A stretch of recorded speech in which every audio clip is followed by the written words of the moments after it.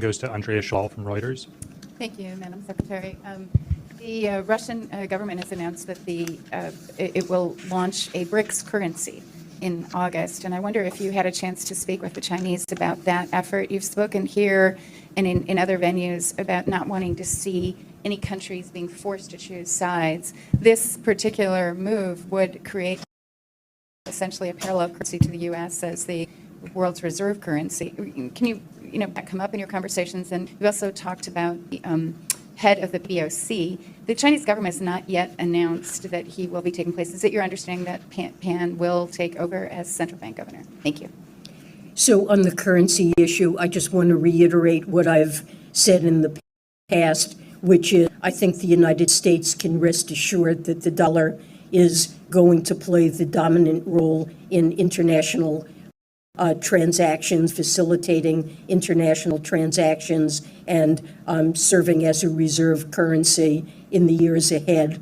I don't see that role being threatened by any development, including the one that you've mentioned. I've said previously and would reiterate that because of the role of the dollar and its ability to enable us to implement sanctions, there certainly is motivation in countries around the world to find an alternative. But all the data of which I'm aware shows that the dollar is overwhelmingly close to 90% used in international transactions. And I don't think that there is an alternative that could possibly displace that for the foreseeable future. This is my video update from Larnaca, Cyprus on this Monday morning, July the 10th. Let's talk about some news, and let's start things off with Janet Yellen's press conference that she gave the other day following her triumphant return from China. And Yellen was asked about the BRICS currency, the plans for a BRICS currency that will rival the USD in international trade. And the reporter asked Yellen if she was worried about this new BRICS trading currency that everyone is talking about. And Yellen told the reporter, no, she is not worried about this BRICS currency. Yellen said that all the studies that she has seen and all the reports that she has looked at point to the fact that the US dollar will remain the dominant currency in trade for many, many decades to come. Yellen actually said that 90% of trade is done in US dollars, and she does not see that changing anytime soon. Transitory inflation. Janet Yellen is not worried about the new BRICS currency. And I don't know if BRICS is going to announce a new currency during their summit in August in South Africa. But the big story here is that the BRICS nations are talking about a currency to rival the US dollar, and that you have 41 countries which have expressed an interest in joining BRICS or have started the process to join BRICS that are openly talking about trade outside of the US dollar. That is the big story, because the collective West and the United States, they cannot do to BRICS what they did to Gaddafi when Gaddafi was talking about creating a gold-backed currency in Africa to trade outside of the US dollar.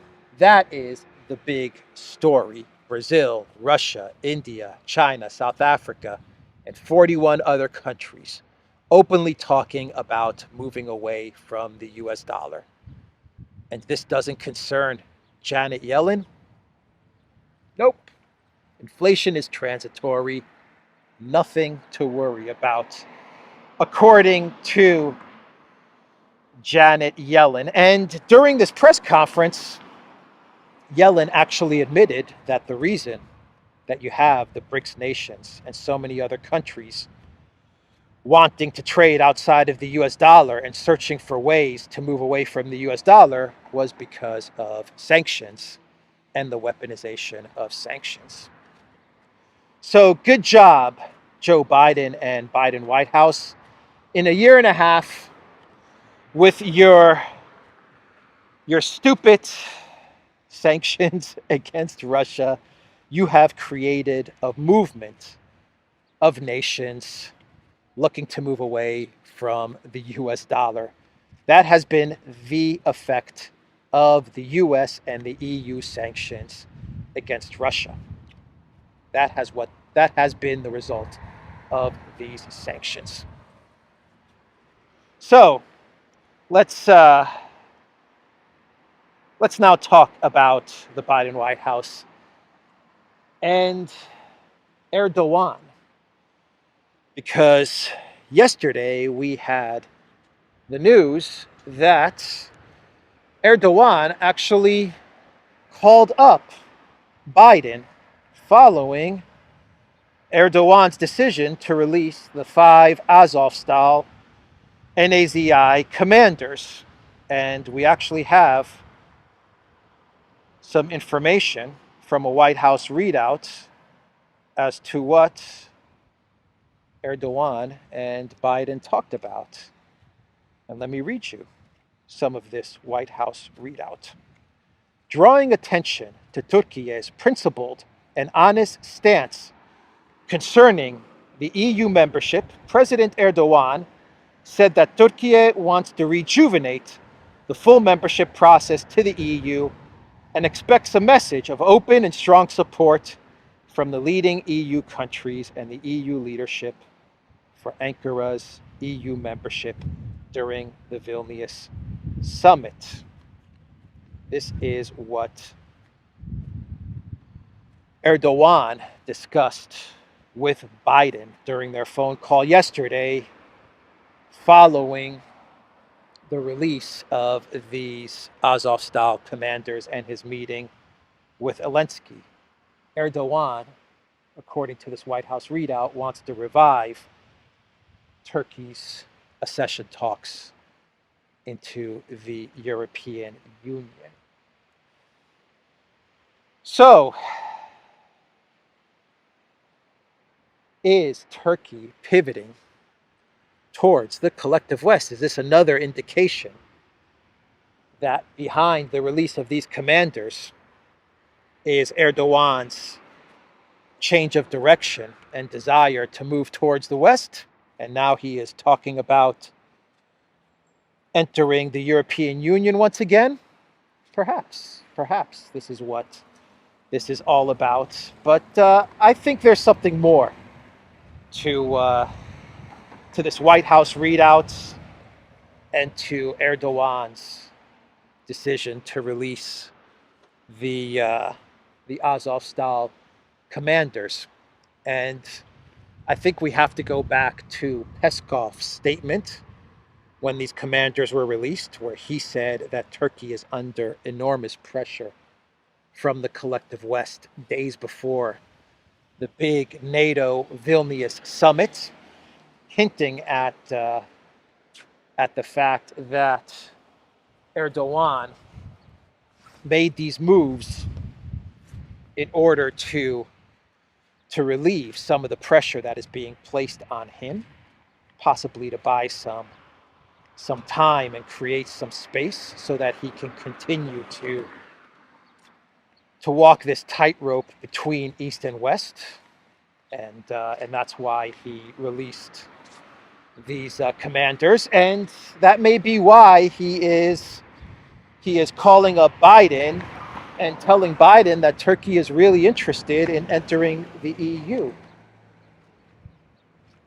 This may be Erdogan's way of trying to relieve some of the pressure as we head into this big Vilnius summit, because Jake Sullivan, he came out with a statement yesterday and he said that the U.S. was in no way, shape, or form involved in Turkey's decision to release these 5 NAZI commanders. And when Jake Sullivan comes out and says that the United States was not involved in this decision, it's the exact opposite. It means that the U.S. was absolutely involved in this decision and absolutely placed pressure on Erdogan to release these Azov-style commanders. So I don't know what's going on here. I don't think anyone knows what's going on here. This very well could be connected to the grain deal. I think it is connected to a certain extent to the grain deal, and we'll know if it is indeed connected to the grain deal come July, I believe July 17th is when the grain deal is up to be renewed. Maybe this is also connected to what's going on in Syria. A lot of people in the comments from my video yesterday noted that Russia is taking out Turkish proxies in Syria. So maybe this was Erdogan's retaliation to what Russia is doing in Syria. Maybe this is indeed a pivot from Erdogan to the West. Maybe he is making a decision and he is choosing Bidenopolis over Putin. Or maybe, just maybe, he is getting a whole ton of pressure from the US days before the big Vilnius summit. And Erdogan said, you know, I need to get these guys off my back. So I'm going to have to make some big concessions, in their eyes, big concessions, because for them, this was a big media PR win. You know, 500 days of the conflict in Ukraine, the NAZI commanders coming back to Ukraine, and a big ceremony, a hero's welcome in Lviv, and boosting Elensky's reputation as this big deal maker, not only to the people of Ukraine, but also to the collective West. So no doubt this was staged and orchestrated and well planned, the release of these commanders. And perhaps this was Erdogan's big concession that he had to make to the collective West in order to relieve a lot of the pressure that he is getting from the Biden White House as they head into the Vilnius summit. So it could be one of these things that I've talked about. It could be something else. It could be just Erdogan being Erdogan, you know, the scorpion on the back of the frog. And, you know, why did you sting me, Mr. Scorpion? Now we're both going to drown. And the scorpion's like, well, it's my nature. I'm a scorpion. That's what I do. You know, Erdogan is a wheeler and a dealer, and he plays both sides off against each other, and he likes to walk that tightrope. And maybe this is just Erdogan, you know, doing what he feels he does best. This is in Erdogan's nature to be playing off both sides. So, you know, I think eventually we'll find out what happened in this Commando Azov-style story. But I can see Erdogan releasing these commanders and Erdogan understanding that for Russia, for what's going on in Ukraine with this proxy war with NATO, releasing 5 guys really makes zero difference for the actual results of the fighting in Ukraine. Yes, it embarrasses, and I don't even know if that's the right word. I used this word yesterday, but I don't know, for lack of a better word, maybe it diminishes Putin a little bit, at least with the hardliners, say, in Russia, who will say that, you know, Putin, once again, he trusted the collective West, or he trusted Turkey, and, you know, he was betrayed. Yes, absolutely. it does do that. But in the grand scheme of things, as I said in my video yesterday, Putin has a whole ton of political capital. He has an approval rating of 90%. So, he can take a 1 or 2% hit in his approval rating. And this doesn't change the trajectory of the conflict in Ukraine whatsoever. And for the collective West, it gives the collective West what it covets the most, what it wants the absolute most, which is the media PR wins. That's what concerns the collective West more than anything else. The optics, the hero's welcome. That's giving the collective West something of tremendous value by releasing these 5 commanders. And so maybe it's Erdogan's way of taking off some of the pressure that he is receiving from the collective West, and him understanding that he's giving the collective West a lot, and he's hurting Russia and Russian-Turkish relations a little. I don't know, just a thought. Could be something else. It could be a lot of different things.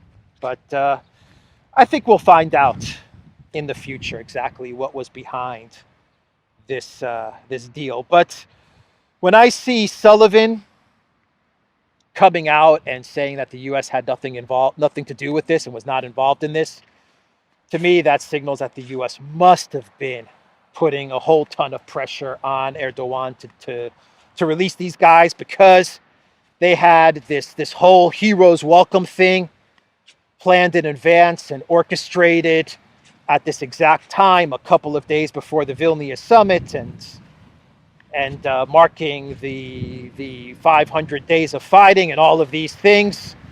So I think that they really put a lot of pressure on Erdogan to do this. And most likely Erdogan said, you know what, I'll do it if you guys will just get off my back, and I don't have to be harassed by all of you when I travel to Vilnius in a couple of days. Just a thought. So let's talk about the summit. And a couple of days before the summit, the Elensky regime tried to destroy the Kerch Bridge. This is their second go at hitting the Kerch Bridge. The Deputy Defense Minister for Ukraine, Anya Maliar, she actually admitted the other day in a statement that the first strike on the Kerch Bridge was indeed done by the Ukraine military and by the Elensky regime. So she came out and admitted that. Remember, when they hit the Kerch Bridge the first time, Ukraine denied that it was involved in striking the Kerch Bridge on a state level. They denied that, and up until the Deputy Defense Minister's statement the other day, they continued to deny their involvement in hitting the Kerch Bridge in Crimea. Well, now they have officially admitted it, and they've officially accepted responsibility for the strike on the Kerch Bridge, the first strike. And yesterday they tried to hit the Kerch Bridge again, but from what I understand, Russian air defense S-400s, they shot down the missiles that tried to hit the Kerch Bridge.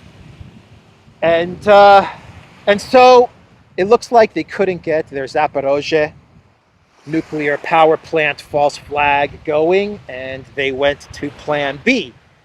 And maybe, just maybe, plan B was the commanders, the Azov-style commanders and the heroes welcome in Lvov, coupled with hitting Crimea and the Kerch Bridge. Maybe that was plan B. And so maybe they got part one of plan B done, which was the heroes welcome, but they couldn't execute on part two of plan B, which was hitting the Kerch Bridge. So the Russians, they repelled the missile strike on Kerch Bridge yesterday. There will probably be more attempts. I mean, we have a full 24 hours plus before the big NATO Vilnius summit. So I would imagine that the Ukraine military is going to try to hit at the Kerch Bridge again, perhaps, and maybe they're hoping that something gets through. I could definitely see the Elensky regime trying really hard to hit Crimea or hit the Kerch Bridge while he's actually at the NATO meeting. That would bring a whole lot of joy to all of the NATO members if they manage to strike at Crimea and Russia while they're meeting in Vilnius. So there still is some time for some sort of terrorist strike towards the Kerch Bridge or towards Crimea. But I wonder what the collective West supplied to Ukraine in order for them to try and hit the Kerch Bridge. It had to have been Storm Shadow missiles. I was reading the update blog post, the Substack post from Simplicius the Thinker, and he showed the distances involved in hitting the Kerch Bridge and how the Ukraine military could hit the Kerch Bridge, given the fact that they're pretty far removed from this area. And the only logical conclusion is that they must have fired off their Storm Shadow missiles that the UK provided them. And so if Storm Shadows were used to try and hit the Kerch Bridge, I imagine that in the next couple of days, the Russian military will hit a collective West decision-making center. That's what's going to happen. If they do conclude that Storm Shadows were used, well, according to the Russian Ministry of Defense, the statement they made a couple of weeks ago, every time the collective West and the Elensky regime attack Russian territory using collective West weapons, well, the Russian military takes out a command center. So expect a command center to be annihilated, to be demolished in the next couple of days. And expect a lot of mercenaries, foreign mercenaries, and NATO commanders to perish in an eventual Russian strike on a command center. And they know, and the Russians know, where these command centers are located. So things are going to heat up because of this failed missile strike against the Kerch Bridge. So Politico is reporting that 24 hours before the big Vilnius meeting, the US, Germany, and France, they're in a bit of a panic, and they're working round the clock to figure out what they're going to give Ukraine so that this can make a really big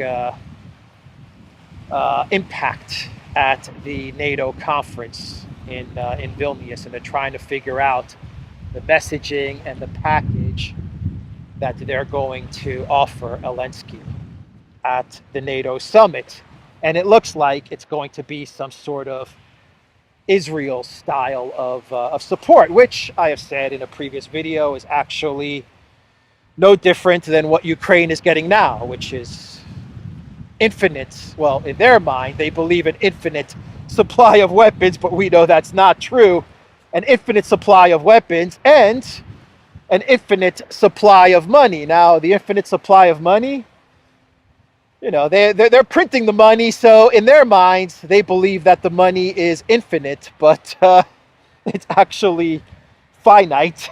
Anyway, it looks like that's going to be the result of the big NATO summit. It is going to be an Israeli style of support for Ukraine for as long as it takes, and the US Germany, France, I believe the UK as well.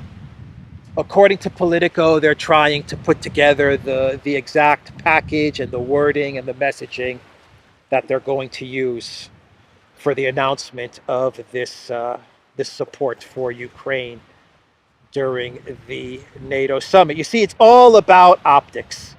It is all about optics. The collective West, they can't go into this NATO summit accepting reality. They just can't do it. They're going to have to come up with some sort of spin, and they're going to brand this some sort of package. You watch, they'll give this package some sort of name. The NATO Ukraine military defense package or something like that.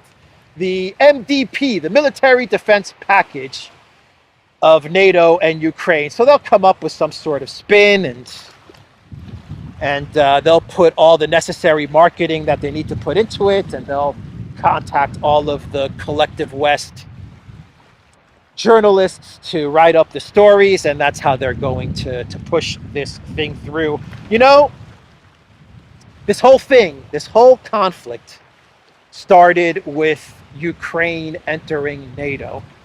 That's what caused this entire conflict, or one of the major causes of this entire conflict. It has always been about NATO expansion, and Ukraine was the red line for Russia. And for the last 10 years, Russia has been saying that Ukraine is the red line.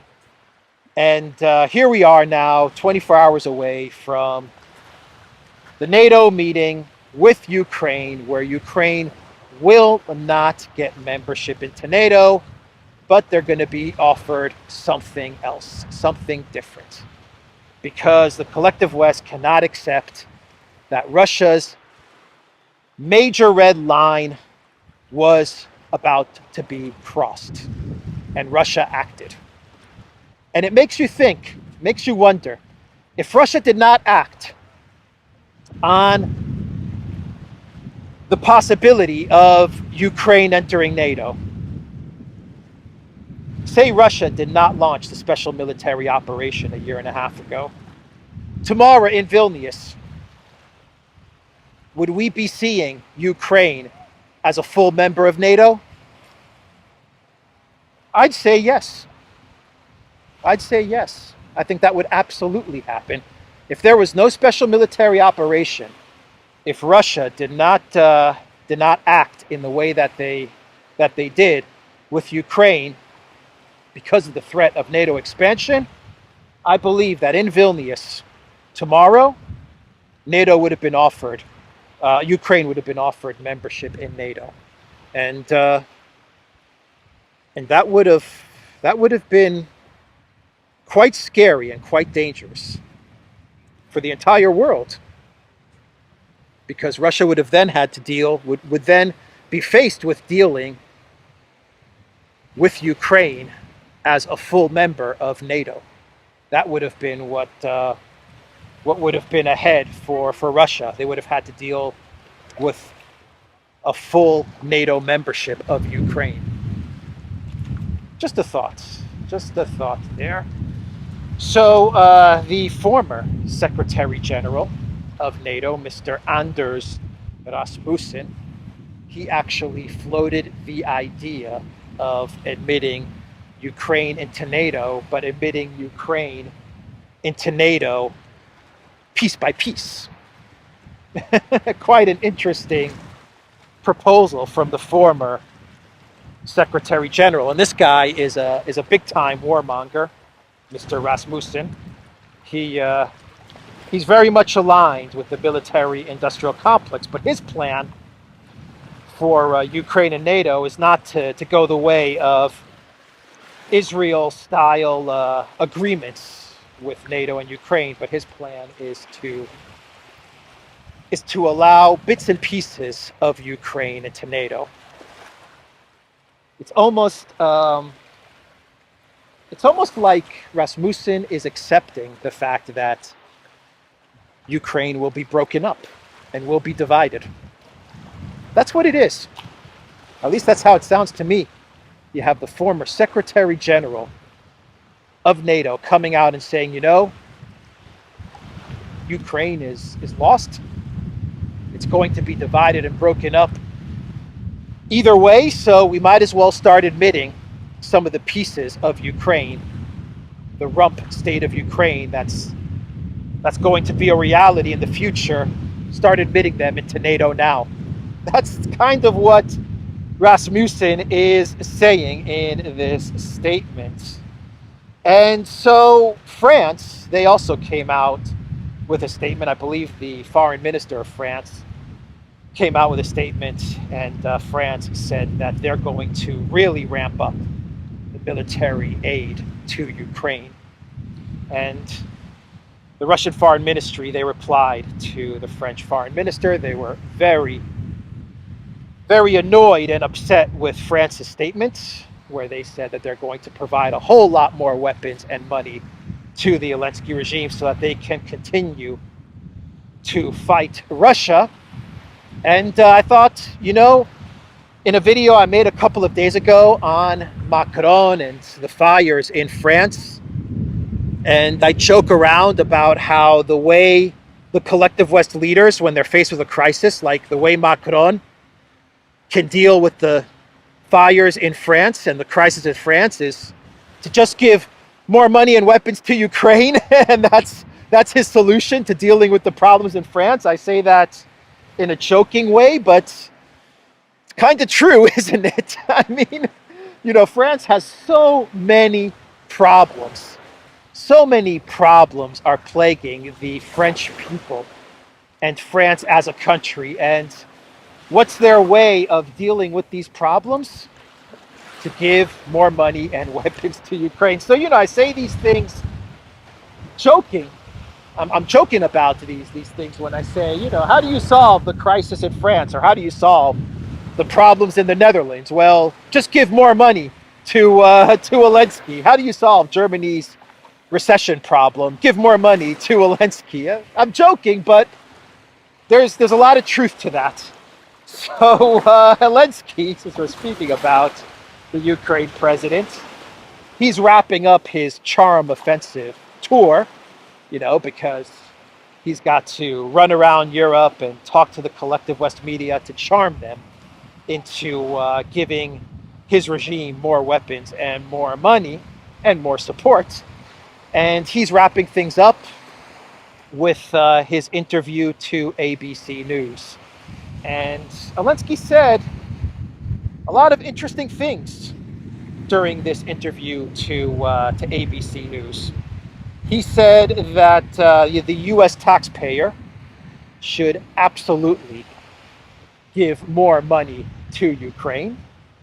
When I think it was Martha Radish, I believe is her name, the journalist who was interviewing Elensky, when she asked Elensky, what do you say, Mr. President, about the fatigue in the U.S.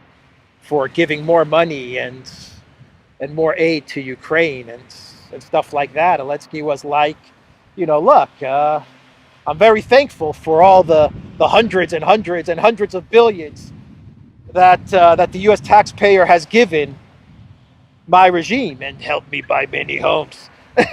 And all of this unaudited money that has vanished. I'm very thankful to the U.S. taxpayer for giving me $300 billion of unaudited U.S. dollars, which has made me and my generals and my administration super duper wealthy rich. Thank you very much. But give us more money. That was pretty much what he told ABC. So yeah, he's like, we need more money. It's never enough, is what he told the ABC reporter. It's never, ever enough. So he said that during this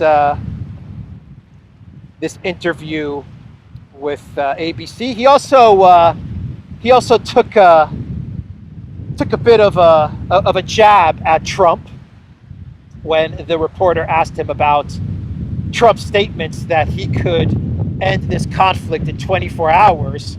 Elensky's reply to Trump was, well, you were president for 4 years and you didn't do anything then, so, why do you think you could do something now? That was pretty much Elensky's reply to that one. And there was an admission during this interview that if the U.S. did stop giving Elensky money, then yes, the conflict would wrap up in 24 hours. But Elensky was like saying, Trump, you talk a big game, but there's no action behind your words. That's pretty much what Elensky said about Trump. But Elensky did admit in his reply to this question that Ukraine was at war with the Donbass for many, many years, because Zelensky said that we, as Ukraine, were at war with Donbass when Trump was president, and Trump didn't do anything then to stop the conflict. So why would he do anything if he were to become president? So I thought that was an interesting statement, a kind of admission from Zelensky that Ukraine was indeed attacking the Donbass during the years when Trump was in office. What else did Elensky say? Okay, Elensky said that the grand plan of the big counteroffensive is to get to the borders of Crimea and to then threaten Putin with an attack on Crimea if he did not capitulate. So he pretty much said what the Washington Post reported on when they did that report on CIA Director Burns' visit to Kiev, that the plan that Burns saw in early June was a big counteroffensive, 5 days to reach the Sea of Azov, and then moving all of the artillery and the HIMARS and the Storm Shadows to Ukraine's position next to the borders of Crimea, and then basically telling Putin, if you don't surrender, if you don't capitulate now, well, then we're going to start shelling Crimea. And Elensky told ABC News in the interview yesterday that is indeed the plan. Now, I don't know what kind of strategists the Elensky regime has, or the collective West has, when they're thinking up these grand plans to achieve victory against Russia. But if this was indeed the plan, and Burns has said that was the plan, the Washington Post reported that this was indeed the plan, and Elensky yesterday said this was indeed the big strategy behind this big counteroffensive. If that is indeed the case, then this plan sounds pretty stupid. I have to admit, this sounds like a really, really dumb plan. We're gonna make it to the Sea of Azov in 5 days, move all of our HIMARS and our Storm Shadows to the border of Crimea, and then we're going to tell Putin, surrender or else.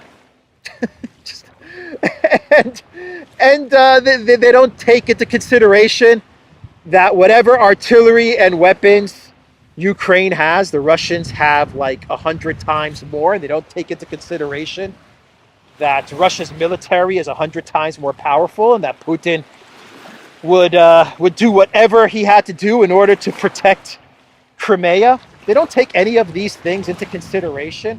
And I'm sure I'm missing a whole lot of other actions that Russia would take if they ever felt that Crimea was in serious danger. But this was the plan. This is what you guys were running with. This was the big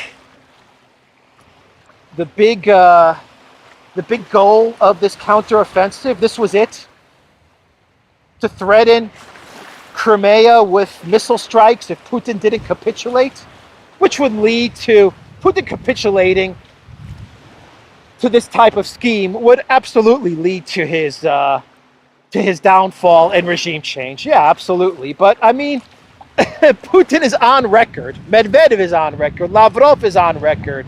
Shoigu on record. Everyone in the Russian government is on record saying that if there is ever any threat to Russian territory, of which Crimea is Russian territory, then believe me, you would feel the real Russian military, like the true power of the Russian military.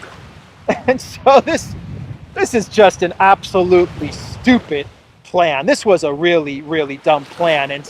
And Zaluzhny saw this plan, and NATO commanders saw this plan, and Burns saw this plan, and Lloyd Austin saw this, and Blinken saw this. This is what you guys decided to run with. This was it. Anyway, I think I'm going to wrap up the video there. I can do some clown worlds. I've got 3 clown worlds that I could talk about, but, let me just list them off, because I think this video is running a bit long. So let me list off these 3 clown worlds. Netherlands Miss Universe. Okay, I'll just leave it there. Biden at the beach. Okay, I'll leave that one there. And the NAFO conference in Vilnius. And Kaya Kallas speaking to the NAFO guys and gals, the fellas as they call themselves. No comments. I'll just leave that one there as well. And there's a reason, and I'll leave it on this note. There's a reason that Kaya Kallas addressed the NAFO fellas.